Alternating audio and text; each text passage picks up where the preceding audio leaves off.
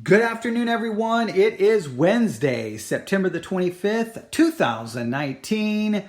It is currently 1:14 p.m. Central Time. This is a live broadcast for the VBC 66 app. If you're listening to a recording of this live broadcast, please know that you can listen to these broadcasts when they're live if you will get our church app or get the Spreaker app. How do you get these apps? It's very simple. Go to the Apple App Store or the Google Play Store. Do a search for VBC 66. VBC stands for Victory Baptist Church. VBC, the number 66. Run it all together. VBC 66. Get the app. It's absolutely free. Once you get that app, you'll have access to everything we post, everything we upload, live broadcasts. It's all free. It's yours. Use it. Share it with as many people as you possibly can, all right? It costs us money to operate the app, to have the app, to keep the app going. We don't want your money, but we do want you to use the app and share it with as many people as possible. You can also get the Spreaker app. Spreaker, not speaker, Spreaker, S-P-R-E-A-K-E-R, I believe is how it's spelled. Spreaker. You can get that app from the Apple App Store or the Google Play Store. Once you download their app, I think if you do a search for VBC, I think you'll find us and all of our shows and all of our different podcasts that we do. And you can also, I believe, listen to the live broadcast that way as well. If you need help with any of this, it's very simple. Email me at newsif@yahoo.com, newsif@yahoo.com. I'll be more than happy to tell you how to gain access to whatever you're looking for as related to what we do, okay? Can't help you with other things, but I will help you with what we do, all right? So enough of all of that, but I do like to tell everyone this is a live broadcast, so for those who are listening live, please know that this live broadcast does not come from some professional studio. It comes from my study, and as a result, I always have my companion with me, my dog, Connor. Yes, he's right here looking at me. Now, here's the problem with Connor. He doesn't seem to care that it's a live broadcast. He doesn't. He's not the least bit concerned. If there's a sound outside, if he wants to start barking, he will. And I try to explain to him, no, when I'm live, you don't talk. And he doesn't seem to agree. So I apologize if anything happens. I always try to apologize in advance. It can happen. It can happen. So we will see. All right. But let's dig into the scriptures. That's the goal for today, a devotional study. All right? So let me ask you a question.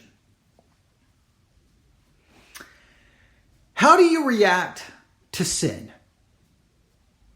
How do you react to let's say you have teenagers and you find that they're involved in some sinful behavior. Maybe it's alcohol. Maybe it's drugs. Maybe it's premarital sex. Maybe it's pornography. Who knows what it may be, but you find out, they're caught red-handed. You discover that they are sinning in a big way. And let's say that possibly that sin could impact the way people perceive you as a parent. How do you react to that sin? What happens if there is someone in your church and you find out that the man is having an affair? Or you find out that the woman is having an affair? Or you find out that their teenage daughter is pregnant out of wedlock? What do you find? What happens if you find out that in that family you find out that one of your deacons in your church or one of your elders is an alcoholic? How do you react to that sin?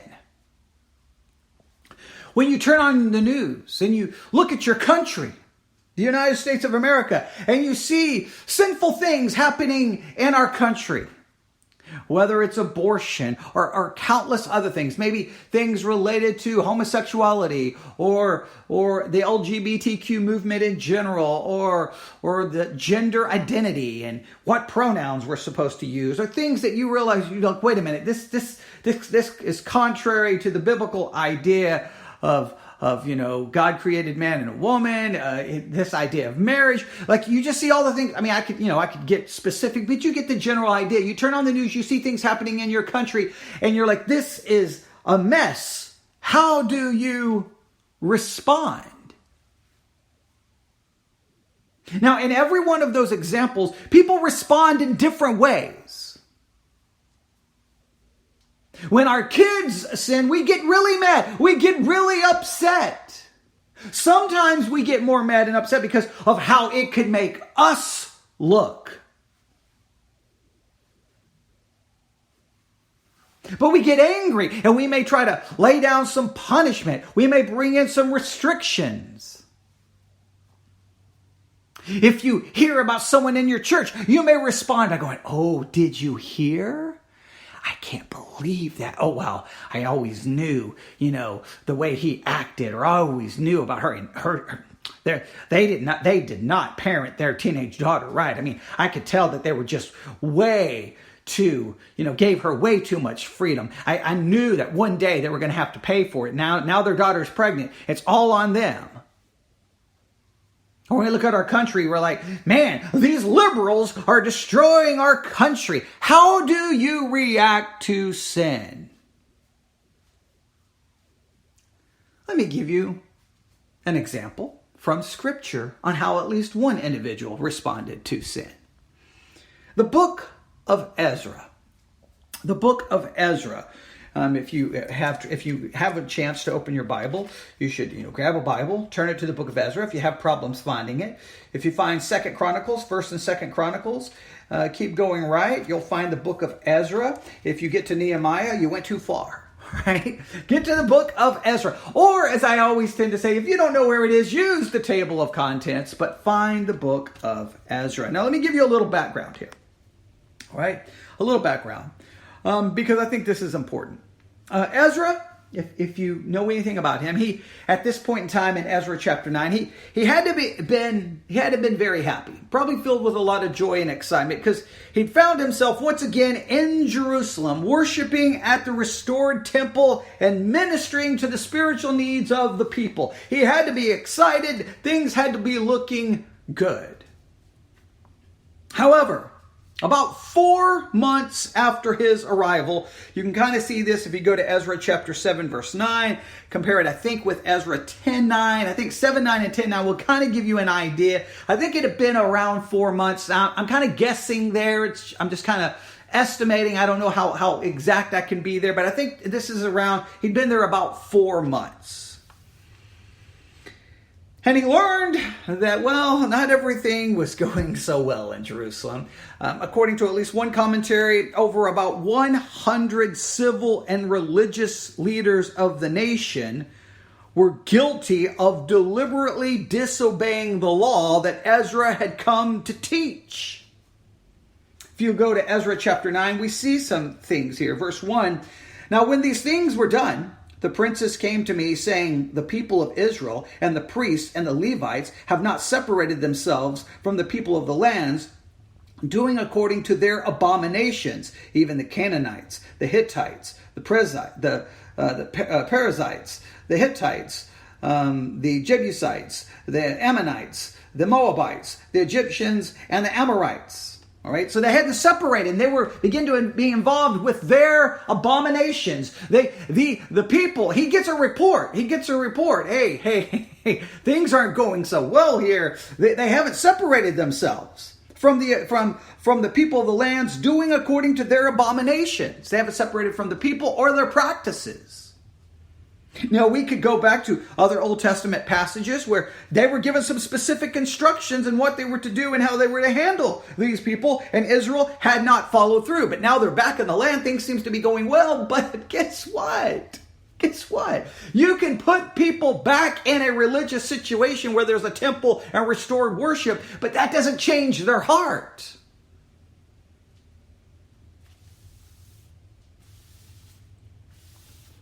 Verse 2 of Ezra chapter 9. "For they have taken of their daughters for themselves and for their sons, so that the holy seed have mingled themselves with the people of those lands. Yea, the hand of the princes and rulers have been chief in this trespass." The leaders have been involved. Leaders, priests, religious leaders. There was corruption. There's failure. There is sin.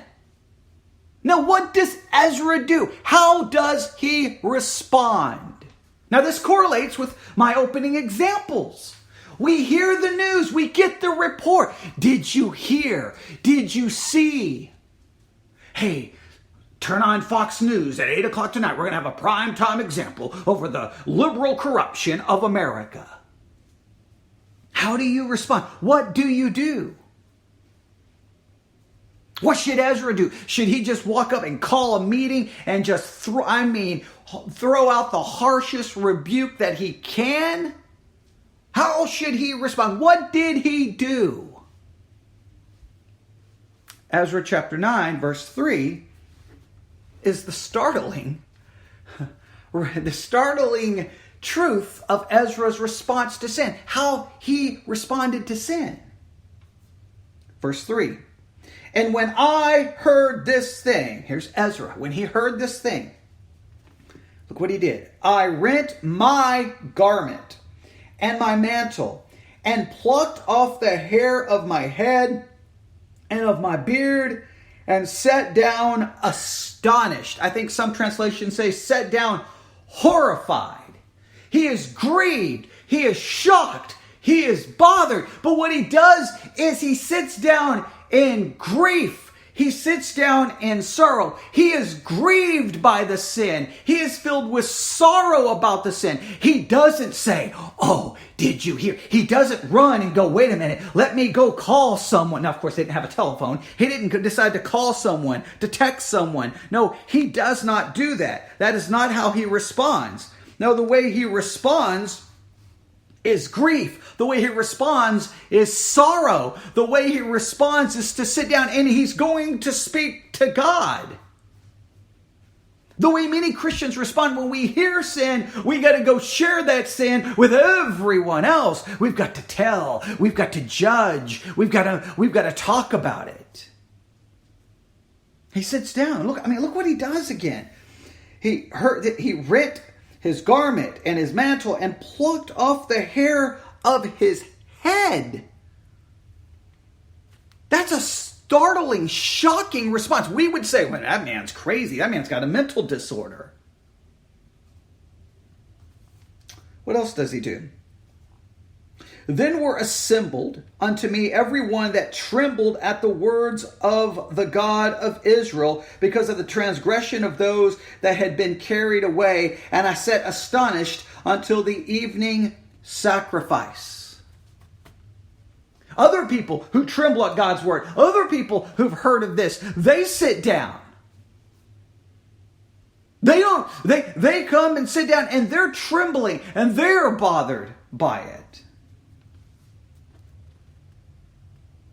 And at the evening sacrifice, I arose up from my heaviness, and having rent my garment and my mantle, I fell upon my knees and spread out my hands unto the Lord my God. So he sits there for a long period of time, grieving, mourning. And then finally, at the time of the evening sacrifice, he arose up from my heaviness, having rent my garment and my mantle. I fell upon my knees, spread out my hands unto the Lord my God. And look what he says. And said, O my God, I am ashamed and blush to lift up my face to thee, my God, for our iniquities are increased over our head, and our transgression is grown up unto the heavens. Now, wait a minute. Ezra, why are you confessing? Ezra, why are you using the term "are"? Why are you placing yourself in this group? You should stand and go, wait a minute. Those guys over there, they messed up. Okay, Lord, you need to help them repent. You need to show them how wrong they are. No, he doesn't even approach it that way. We are. He places himself in the category. Let me read that again. And he said, Oh my God, I am ashamed and blush to lift up my face to thee, my God, for our iniquities are increased over our head, and our trespass has grown up unto the heavens.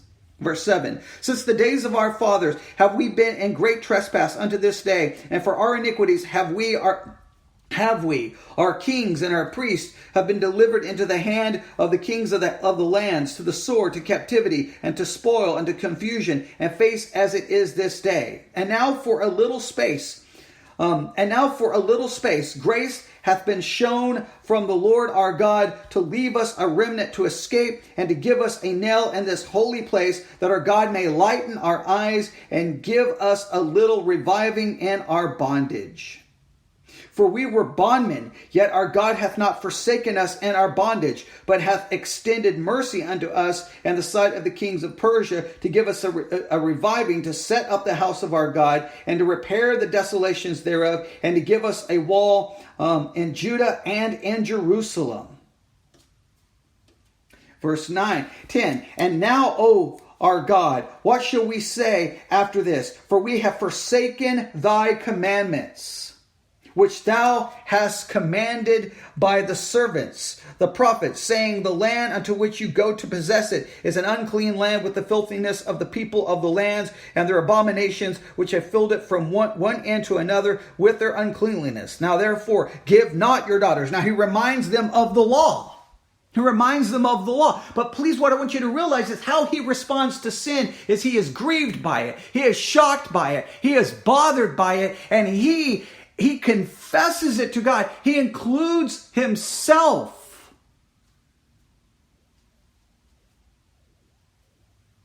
That's not how we respond. This is the way we respond to sin. We respond to sin by condemning. We want to judge those who fall. We will judge them. We will gossip about them. We will slander them, all right? Or we become greatly offended if someone else's sin hurts us, hurts our reputation, makes us look bad. Then we get bothered. But what we rarely do is view the sin of others as they have sinned and they are a part of, if they're a Christian, I'm a Christian, their sin, our sin, I'm going to grieve for their sin, I'm going to confess their sin, and I'm going to speak out to God on their behalf. That's not the way we usually handle it.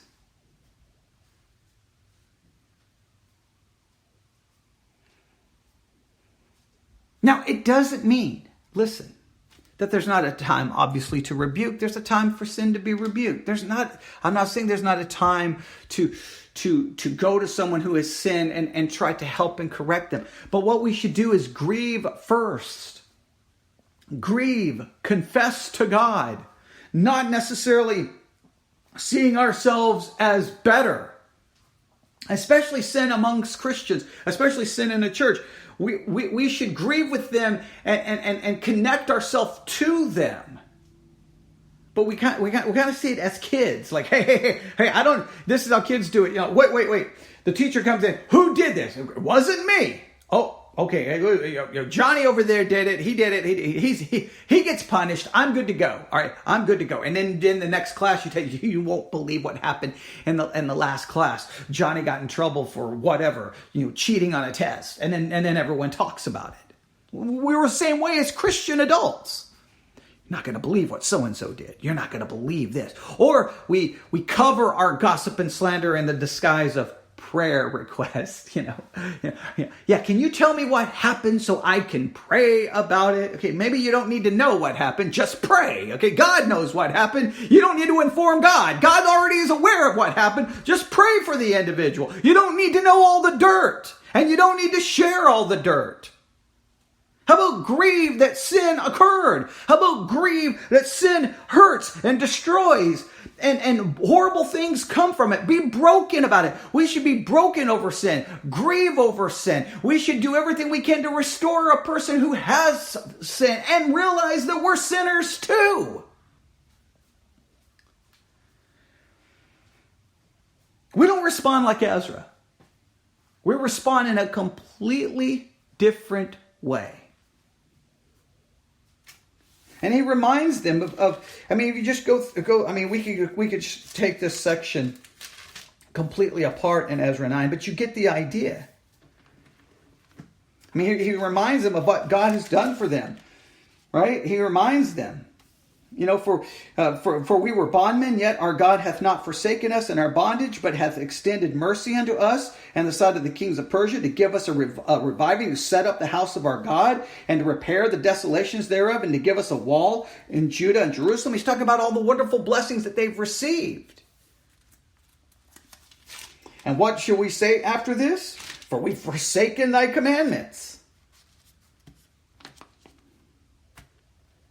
Verse 13, and after all this has come upon us for our evil deeds and for our great trespasses, seeing that our God hath punished us less than our iniquities deserve, and hath given us such deliverance as this. Should we again break thy commandments? But I want you to know, he goes to God first. That's what, instead of running to the people, instead of running to the guilty, he runs to God. He turns to God. I guarantee you, this is almost the way it works. You call another Christian.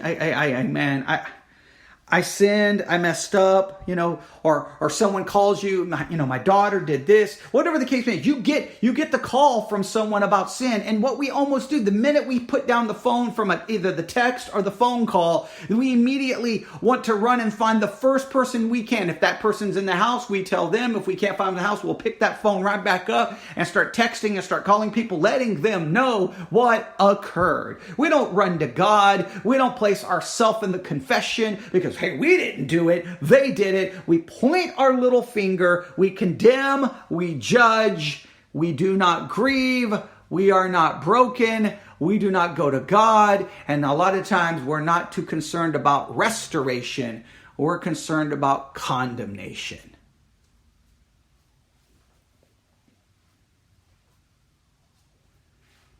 So today, how do you respond to sin? Is your response to sin biblical? Now, this is Ezra responding to the sin of others. Please note, there should be a biblical way in which we respond to the sin of others. There should be a biblical way in which we respond to our own sin. Here's the reality of life. Every day other people are sinning, and every day you are sinning. We need to have a biblical response to our sin, and we need to have a biblical response to the sin of others. And we fail at both.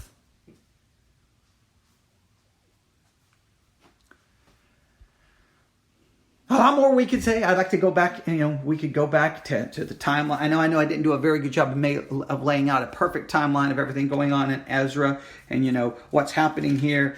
But I just want to give you the basic concept of what's going on here and try and hopefully give you much to consider and think about on this Wednesday, September the 25th. I'm looking further on the rest of chapter 9, and then we go into chapter 10, and then Nehemiah.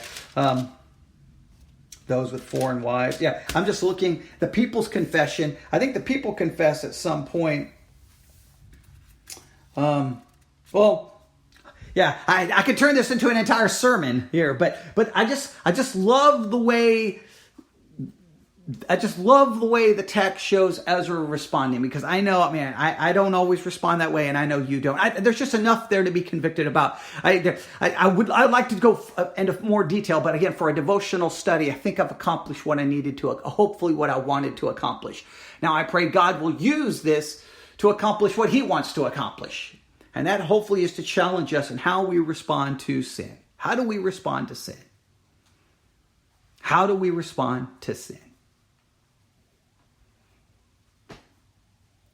I think we all have a lot to learn, and may this just spark our thinking and meditating on it. May God bless the reading and preaching of his word. Now it's in your hands.